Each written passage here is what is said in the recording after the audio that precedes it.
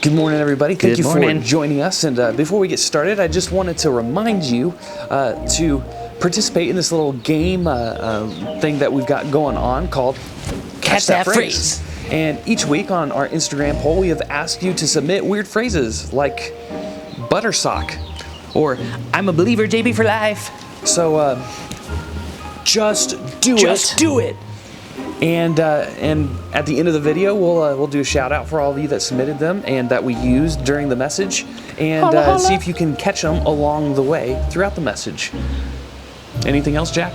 No, I think that about covers it. I think so too. Well, you all have a fantastic day and enjoy this week's message.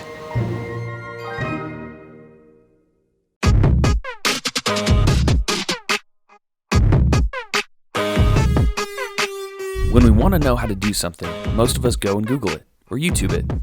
Things like how to get in shape, how to unsend a text, or maybe how to do the Christian Renegade. But there are some things that don't have a simple solution or how-to video. Things like what to do when you have a problem with family, or when it seems like you have no control in a situation, or what to do when someone has done something to you. Some things just aren't easy to find online. So what do you do when you don't know what to do?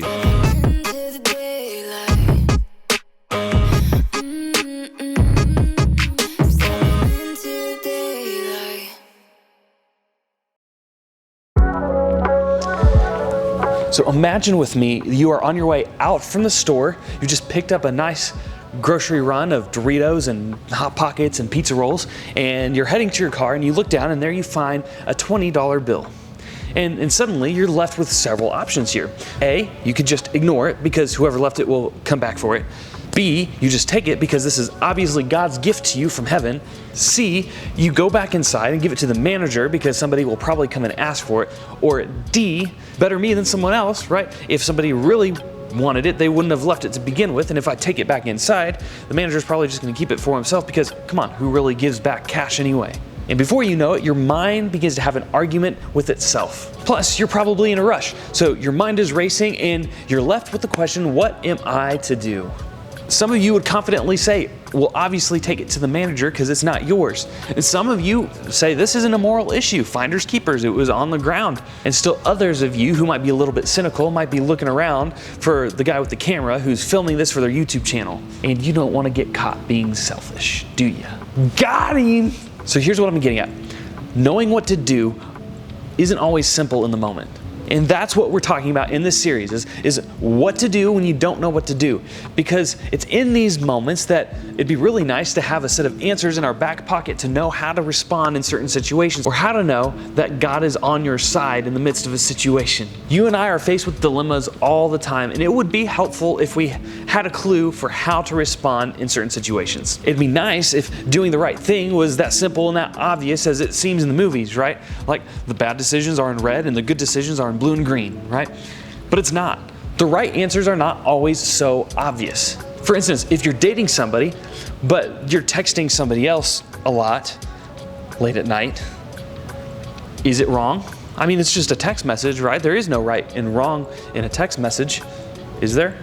Or if a teammate is really upset because they're not getting the playing time that they wanted and they feel like their coach isn't using them to their maximum potential. And maybe you see, well, maybe they need to work on a couple of things before they can get in the game and play with everybody else.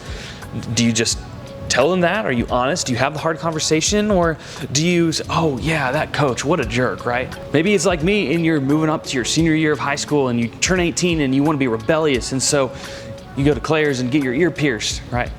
Of course, at my school it's against dress code, so I did it up on my lobe where my hair at the time would cover it, and you know, that probably wasn't the best decision, but I was telling that story in college one time, and this guy I was telling it to was like, yeah, well, that's nothing. I have my left nipple pierced. And he pulled up his shirt and showed us, and was like, oh, cool story, bro. You win. Like I said, sometimes making the right decision isn't as obvious. Or maybe let's take it a step further and you have a friend that's doing something that really bothers you that you can see from a distance is not really right or the best decisions. Do you confront them about it? Do you just kind of like let them deal with it because it's their issue? What is the right decision when it comes to that kind of situation? Sometimes the right decision costs us something. Sometimes it makes us feel a little bit weird mobile. Going back to that $20 bill example for a second. If you decide to go back in and take it to the manager, it costs you $20. But there are other situations where maybe the right thing costs you a little bit more than that. Maybe you know there's a conversation you need to have with your parents, but you know that if you're honest with them, you're probably going to lose your phone and all privileges for like the rest of your life. Maybe you know the person you're with right now is not the person you really should be spending your time with, and they're just really not good for you. But if you break up with them, that's going to cause rift in your friendships, there's going to be a divide, and you're going to be all alone and single again. Maybe you know the right thing isn't to let somebody cheat off of your test, but if you just kind of don't hide it as well, is that really cheating? And you know, if you don't let them see your answers, maybe that'll cost you socially. Maybe people will think that you're a teacher's pet, or that you can't be their friend. Maybe you're at a party hanging out with some friends and it takes a darker turn than you were expecting, and someone offers you a drink and you know your parents taught you shouldn't drink, but everybody else is doing it, seems to be having a pretty good time, and you don't want to be on the out. What do? Doing the right thing seems really easy when we're watching it play out in the movies, but it's really difficult when we actually try to live it in our own lives. There's gray areas. There's areas that we know if we make a certain decision, it's going to affect these three things. It's going to affect these relationships. It's going to affect these freedoms that we have. So how do we handle going through situations where we don't always know what the right thing is, or if we know what the right thing is, then how do we handle going forward with the right thing when we're afraid of what the consequences might be? We left off last week in our story of the life of Joseph, where Joseph had just been sold into slavery by his brothers, and he'd been rejected by his family, and he didn't know what to do. But the text promises us that God was with Joseph. And as Joseph gets to Egypt, where the slave traders were from, we're told that Joseph goes to work in the house of an officer of Pharaoh. Pharaoh was like the king. He was the guy on top. He was the guy on the throne. And one of his officers, Potiphar, was the one who bought Joseph as his slave. So Joseph goes to work at Potiphar's house, and this is what the text says happened next. The Lord was with Joseph so that he prospered, and he lived in the house of his Egyptian master. When his master saw that the Lord was with him and that the Lord gave him success in everything he did, Joseph found favor in his eyes and became his attendant. Potiphar put him in charge of his whole household, and he entrusted to his care everything he owned. From the time he put him in charge of his household and all that he owned, the Lord blessed the household of the Egyptian because of Joseph. The blessing of the Lord was on everything Potiphar had, both in the house and in the field. So Potiphar left everything he had in Joseph's care. With Joseph in charge, he did not concern himself with anything except the food that he ate. So this is really good news for Joseph. Things actually turned out to not be so bad, because he could have gone into the house of somebody who just really despised him and didn't see him for what he was worth, didn't see his talents, didn't see his skill set, didn't see that God was with him. But instead, God places him in the charge of Potiphar, who finds lots of favor with Joseph, and while God is with Joseph and causes him to prosper, Potiphar also prospers as a byproduct, and he puts Joseph in charge of things. This is a really, really good position to be in, especially for a new slave. But while things are good for Joseph and things are thriving, things begin to take a weird turn. Now, Joseph was well built and handsome, and after a while, his master's wife took notice of Joseph and said, "Come to bed." Oh, hang on. There's some younger ones watching this. How do I say this? Potiphar's wife,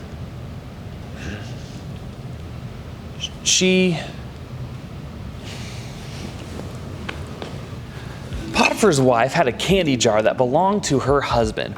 But because she found Joseph handsome, she begins to offer Joseph candy from her husband's candy jar.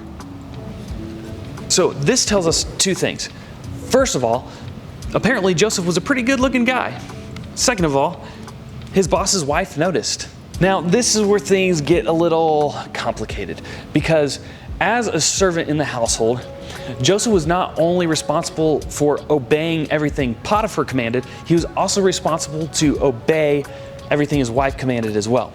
And what she was asking him to do, he knew was wrong. But if he disobeyed, then she could have him punished. She could even have him killed for being disobedient. But if he obeyed, well, she's married to his boss, and that would cause a lot of other problems. And then his boss would probably punish him or have him killed. So it appears that Joseph is in a lose-lose situation. There's no decision that he can make in this moment that could be the right one. And even if he does make the right one, there's going to be some pretty drastic consequences to it. So what do you do when you don't know what to do? Well, we can look to find what Joseph does. The next part of the story says, "But he refused. With me in charge," he told her, "my master does not concern himself with anything in the house. Everything he owns he has entrusted to my care. No one is greater in this house than I am. My master has withheld nothing from me except you, because you are his wife. How then could I do such a wicked thing and sin against God?" And though she spoke to Joseph day after day, he refused to eat from her candy jar.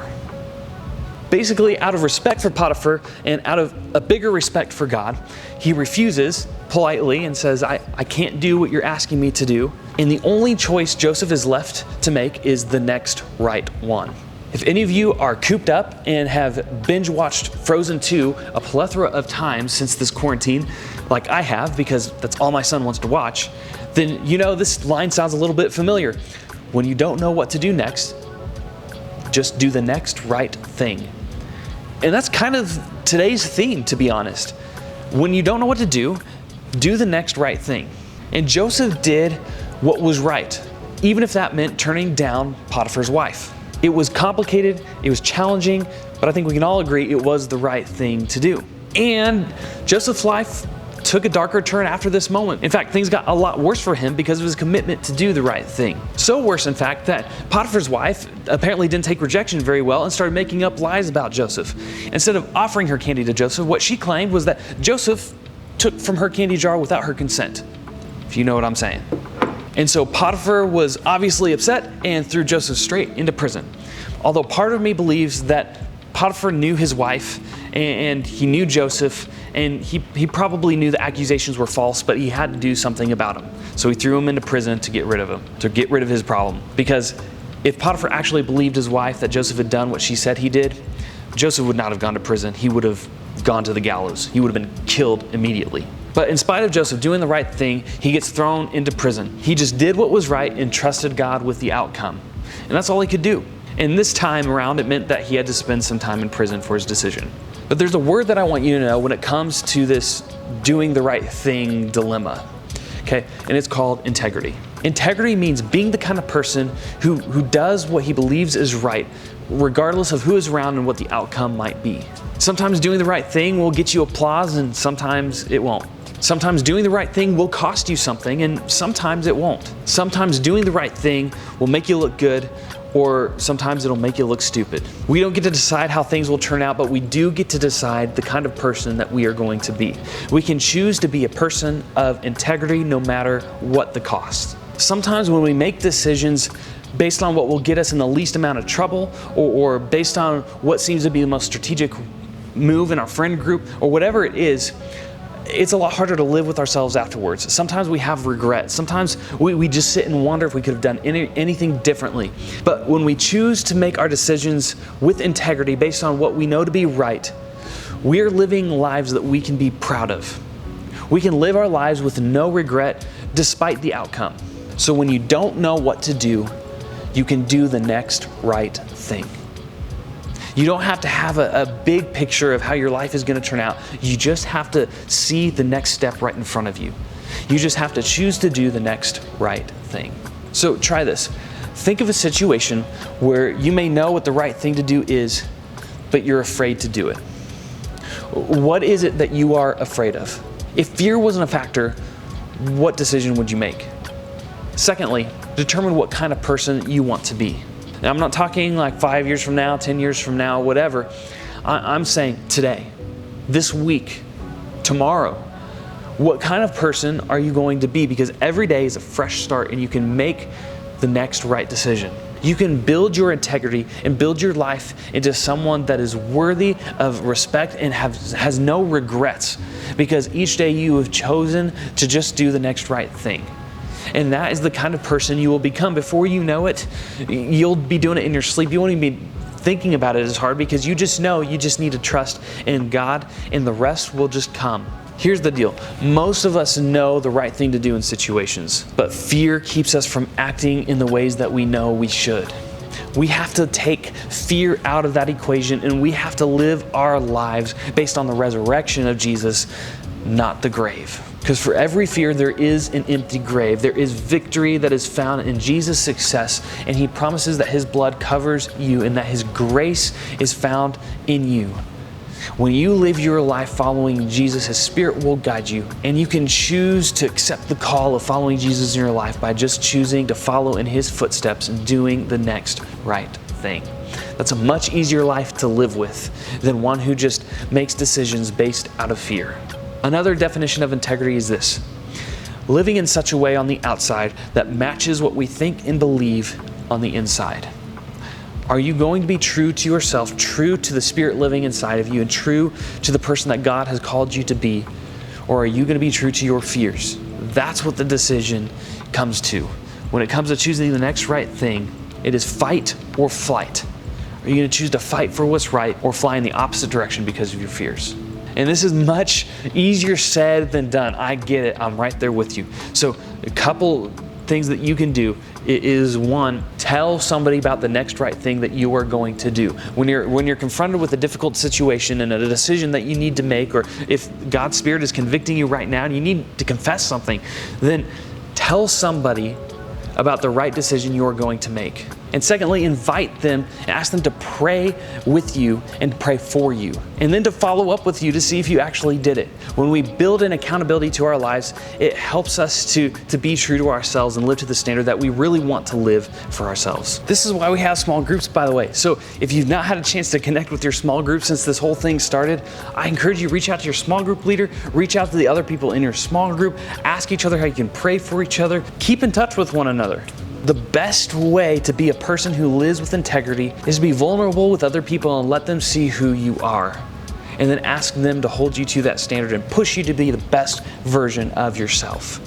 It's not always easy, but it always helps. So as we wrap up today, think of that situation where you need to make the next right decision. And then don't do it alone. Tap into the help of God and into the help of others.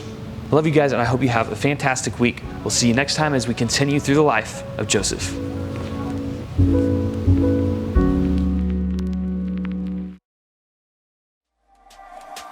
Well, did you guys catch the phrase this week? This week, I decided to use all phrases from some of your own small group leaders.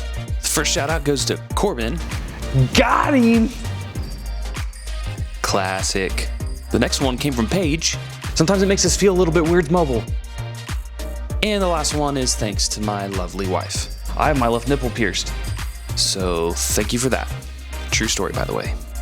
All right, thank you all for playing. A lot of you submitted some really good ones that might make an appearance in a future message, so be on the lookout for those. I'll keep collecting some new ones as well. Hope you guys have enjoyed today's message. Have a great week.